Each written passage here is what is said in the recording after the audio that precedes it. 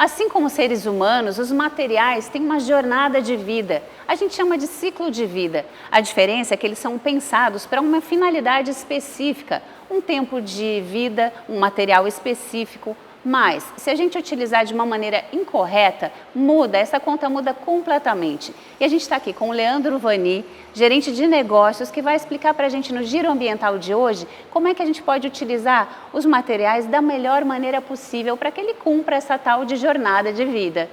Muito obrigada pela sua presença, Leandro. Conta para a gente como é que funciona essa questão da utilidade dos materiais.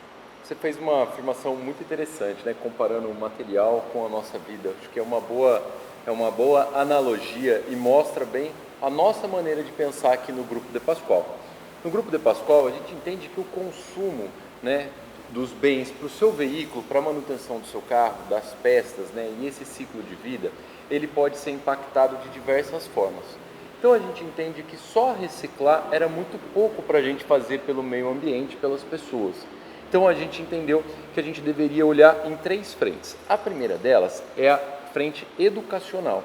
Então, educar as pessoas para tirar o melhor desempenho daquele produto, para que ela cuide da melhor maneira do investimento que ela está fazendo no carro dela para mantê-lo em ordem.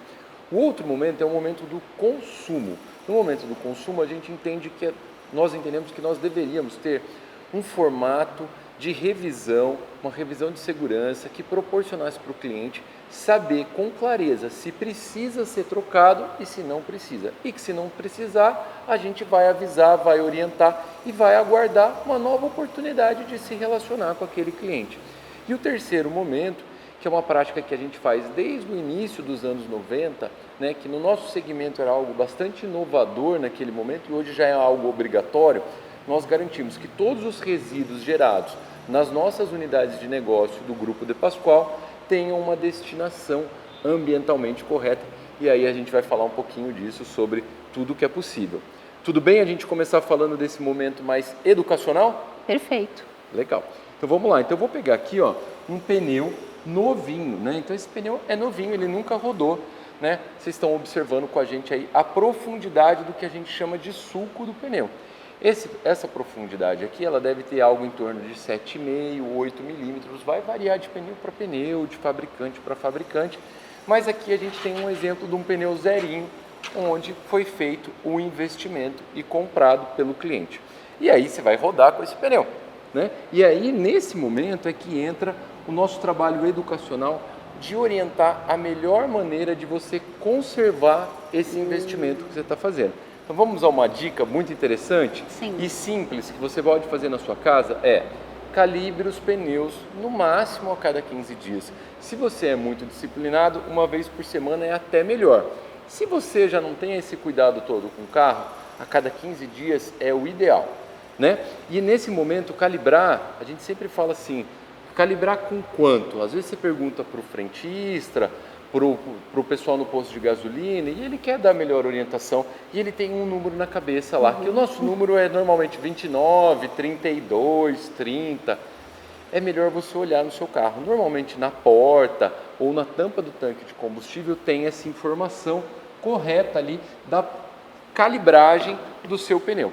E aí eu já estou trazendo um pneu aqui, perdão? No manual também, No né? manual também encontra, é que muitas vezes é mais fácil olhar ali na porta do carro, mas o manual também sempre traz.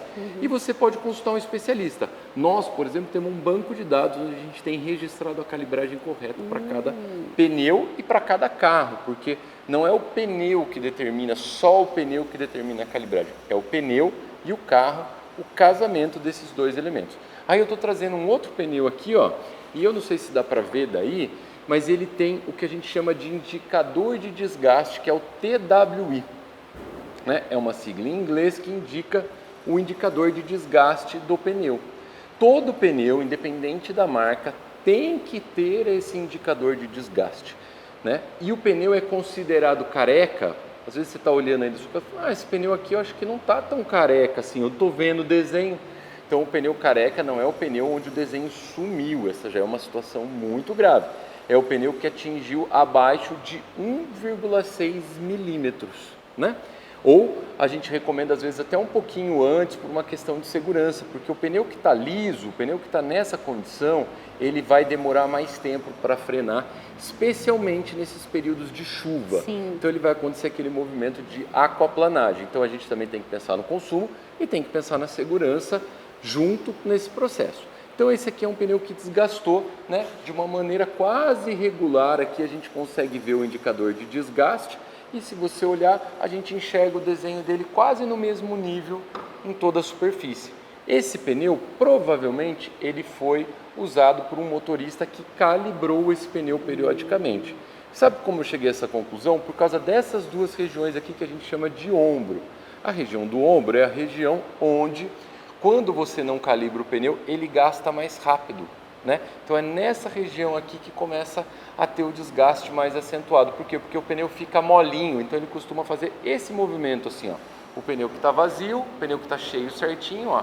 Pensa que essa parte está aqui assim, né? Ó, virou.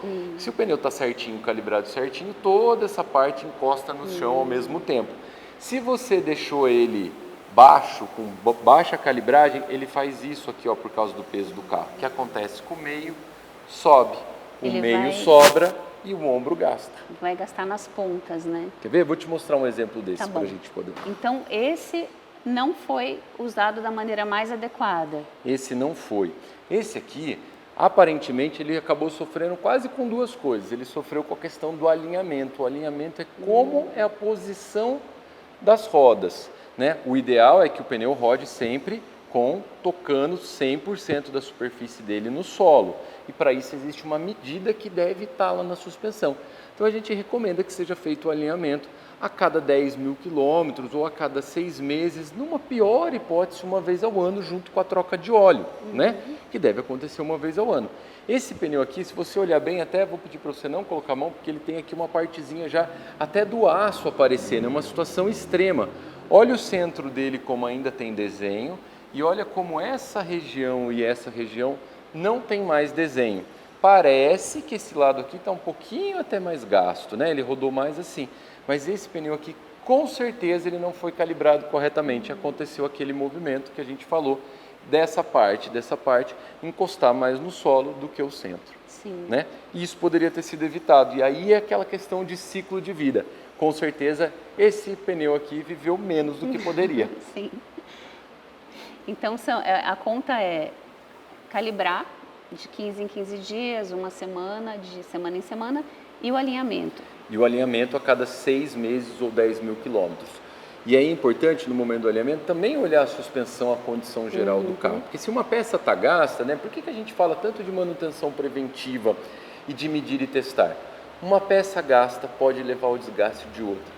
Né? Você vai pegar o valor de um pneu e muitas vezes por um item da suspensão, que é muito mais barato, muito mais simples, ele está numa condição ruim, ele acaba desgastando o pneu. Então aqui a gente tem um exemplo que poderia ter tido mais vida útil, vivido um pouquinho mais esse pneu, se a calibragem tivesse sido feita corretamente, já teria rodado um pouco mais. E também a gente não pode deixar de lado a questão do bolso, né? Tem o lado do meio ambiente, que é super importante, mas também tem o nosso bolso, né? É uma série de recursos que foram utilizados para fazer esse pneu e é uma economia que você deixou de colocar na sua casa, que poderia ter feito outros investimentos, usado de uma outra maneira, né? E a segurança de rodar nas vias com um pneu adequado para uma chuva como essas que a gente tem enfrentado, né? Sem dúvida, sem dúvida. Hoje vale muito redobrar essa atenção. E aí, foi um bom ponto esse que você trouxe da segurança, né? Muitas vezes você vai dizer assim em casa, mas eu não sei, aqui a gente até, né, passou um giz aqui amarelinho e tal, né? Olha, que é o TWI, tá vendo? Ele tá mais marcadinho de amarelinho. Talvez você olhe e diga assim, não sei se eu consigo achar isso no meu pneu lá. Normalmente aqui do lado ou vem um triângulo ou vem a sigla TWI. Mesmo assim, não achei, Leandro, estou na dúvida de como vou fazer isso, não tem problema, eu vou dar uma dica. Pega uma moeda de R$1, ela tem aquela borda de outra cor, né? E você vai encostar a moeda no suco, aqui no fundinho do pneu. Se você conseguir ver aquela bordinha, é um sinal de que está na hora de fazer uma revisão e trocar o pneu. Se a bordinha sumir no fundo do suco, é um sinal que seu pneu ainda está numa condição adequada de uso. Então é um teste que as pessoas podem fazer em casa com a moeda aí de R$1. Dica de ouro. Dica de ouro, dica de ouro. De R$1. Dica de R$1 essa daí. Que Mas vale que pode muito. fazer a diferença, porque Sim. hoje a gente às vezes, no dia a dia, né, a gente acaba usando, não ligando muito para isso, acaba passando isso no dia a dia. E aí a gente às vezes se vê numa situação como as chuvas que aconteceram e corre um risco de aquaplanar. E eu vou te dizer que às vezes a chuva nem precisa ser tão grande, porque só do piso estar úmido, molhado, essa distância de frenagem pode ser aumentada. E aí você precisa de uma frenagem mais brusca, vai andar ali um pouco a mais antes do veículo parar completamente, e isso pode trazer Forma um aquele transtorno pra espelho você. d'água e o suco, sem suco adequado, não consegue cortar aquele espelho, Ele né? desliza como se fosse um esqui ali, né? Sim. Então ele vai deslizar ali como se fosse um esqui. Legal? Então aqui Sim. a gente olhou mais uma condição de pneu. Eu vou trazer mais um pneu um pouquinho diferente, né? Um pneu de um veículo de maior performance, que também teve uma situação bem parecida. Olha esse aqui, ó. Né? Vamos ver aqui jogar para cá, ó. Olha aqui essa parte que a gente grifou, como esse pneu rodou torto. Esse pneu andou assim, ó, no carro. Não estou exagerando, visualmente a gente não enxergaria dessa maneira o pneu flutuando aqui, né? Até porque tem a compressão com o peso do veículo.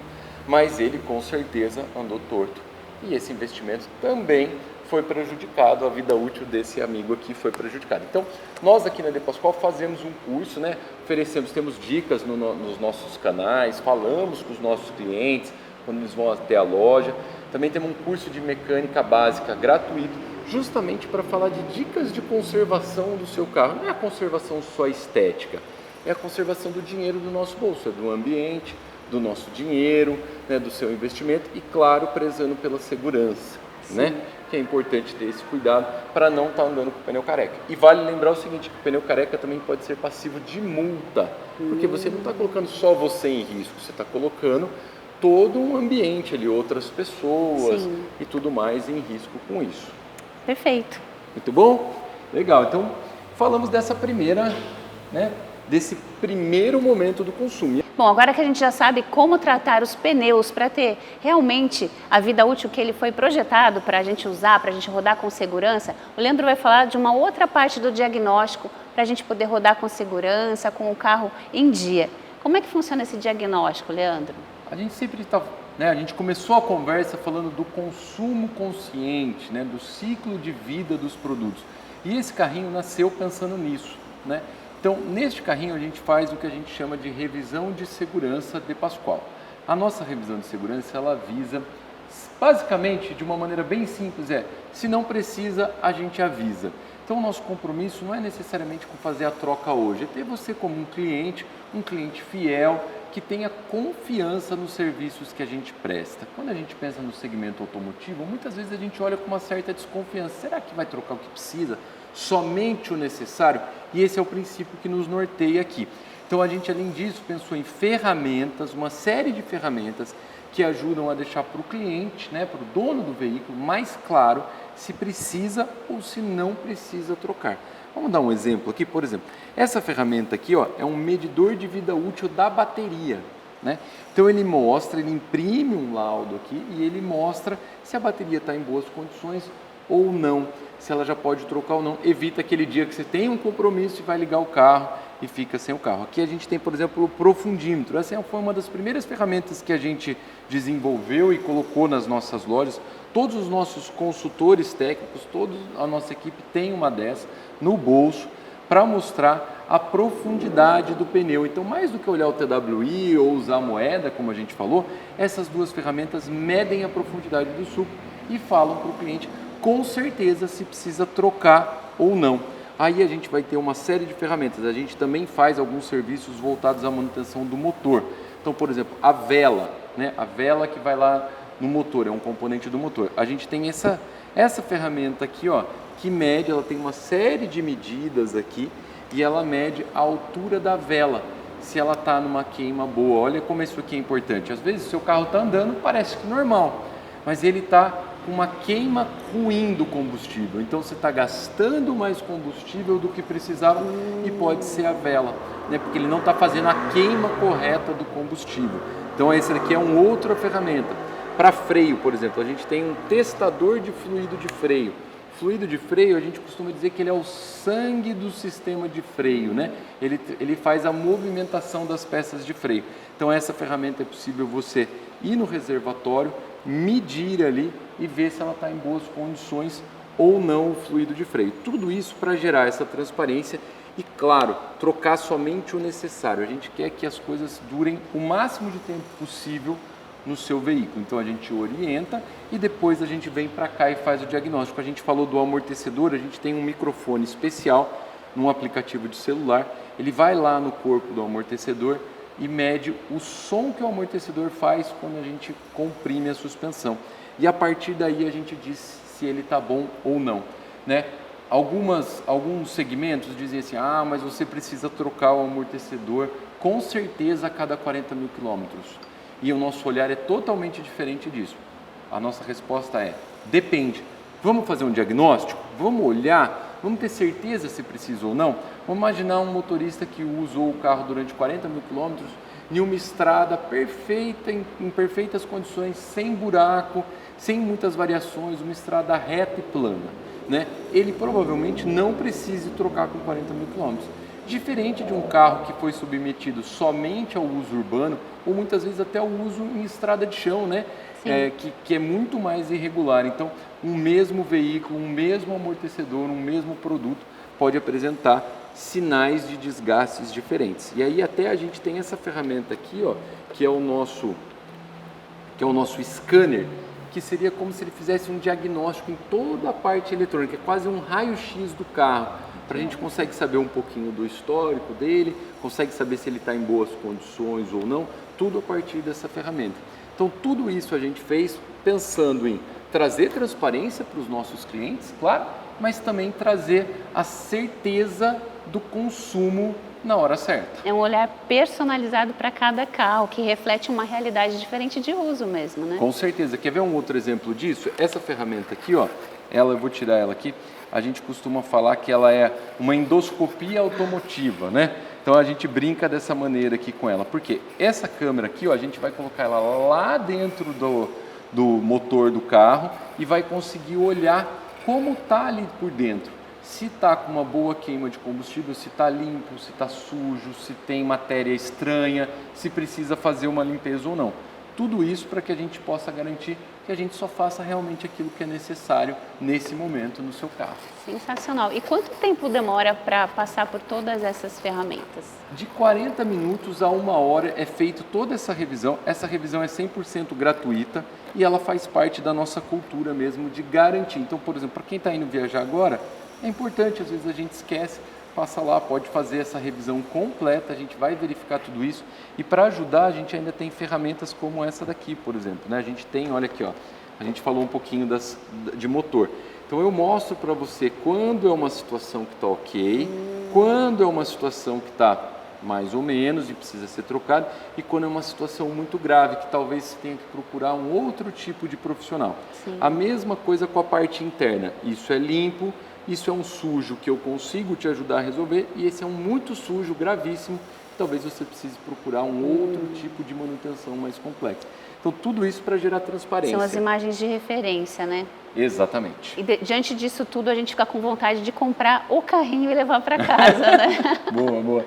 Mas já que não dá, então fica essa dica incrível, é praticamente um check-up mesmo, né? É um check-up, é a nossa revisão. E Leandro, quando vocês identificam um problema no carro, aí vai ter que realmente trocar o óleo, alguma peça, aí qual é o terceiro passo? Muito legal, vamos lá ver na nossa área de reciclagem o que a gente faz com os produtos que a gente tira dos carros. Vamos lá.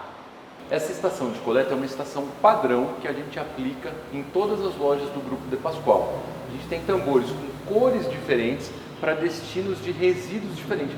Isso facilita a retirada do nosso parceiro logístico e já sai um material segregado aqui. Então a gente tem um para sucata metálica, outro para materiais contaminados, outro para papel e papelão, para elementos plásticos e também para o óleo lubrificante. Então 100% do óleo, né? A gente presta esse serviço de troca de óleos e filtros e 100% do óleo retirado vem para esses tambores. Um parceiro pega esses tambores, faz a retirada, ele faz um trabalho em cima desse óleo. E na verdade, a maioria do óleo que está no seu carro, no meu carro, ele usa uma parte de óleo reciclado, né? Então a gente olha e fala, não, vou comprar um óleo novinho. Ele é novinho porque ele está preparado com a especificação correta, mas é legal você saber que boa parte usa pelo menos uma parte do óleo vem desse tipo de reciclagem. Então a gente entende que isso é super importante, então jamais a gente joga isso num ralo, a gente faz algum outro tipo de descarte. E o pneu, que é um elemento bem importante para nós, a gente tira, né, a gente recicla em média por mês 20 mil pneus. Vai variar de 19 a 22 mil pneus, dependendo dos meses, né? Meses mais próximos de férias, como dezembro, como janeiro, como julho, esse número tende a crescer. Então a gente tira pneus tanto de passeio, como é esse caso, como pneus de caminhão, pneus agrícolas, todos esses pneus que são recolhidos nas nossas lojas vão para reciclagem. E nesse caso aqui, o pneu também ele ganha um selinho aqui de rastreabilidade, um adesivo e um número único, para que os nossos clientes possam saber que fim levou esse pneu. Então ele ajuda a rastrear toda essa logística reversa até que esse resíduo seja corretamente descartado, evitando o impacto ambiental. Então muitas vezes a gente olha, né, as pessoas falam, para onde será que vai esse pneu? Será que esse pneu vai ser reutilizado? Será que ele vai ser usado para alguma coisa, né? Na prática, os pneus são retirados e, no nosso caso, são dados à destinação correta. E aí ele tem várias finalidades. Ele pode se transformar em tapetes, ele pode se transformar em asfalto, ele pode se transformar em outros produtos de borracha, ele pode se transformar até mesmo em combustível especial para situações especiais como em fornos industriais, onde tem todo um controle rígido desse uso correto que evite o impacto. Então essa daqui é a nossa última etapa, que é onde a gente faz a reciclagem e dá a destinação correta dos nossos resíduos.